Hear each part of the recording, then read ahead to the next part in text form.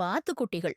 ஒரு ஆத்துக்கு பக்கத்துல ஒரு ஒரு வாத்து கூட்டம் இருந்துச்சு. அதுல குட்டி குட்டி வாத்துகளும், அம்மா, அப்பா வாத்தும் இருந்துச்சு.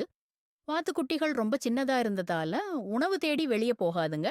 அதுங்களுக்கு அவங்க அம்மா தான் உணவு தேடி எடுத்துட்டு வந்து குடுக்கும். அத சாப்பிட்டு விளையாடுறது தானே அந்த குட்டி வாத்துகளுக்கு வேலையே.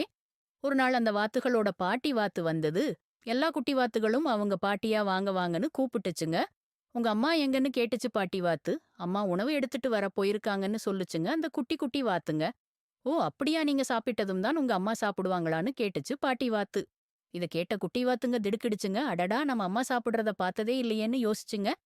பாட்டி நாங்க மிகப்பெரிய தவறு செஞ்சுட்டோம். அம்மா கொண்டு வர்ற உணவ மிச்சம் வைக்காம நாங்களே சாப்பிட்டுடுவோம். குழந்தைகளா இனிமே அப்படி செய்யாதீங்க. குழந்தைகளான நீங்க இந்த தப்பு செய்றது சகஜம்தான்.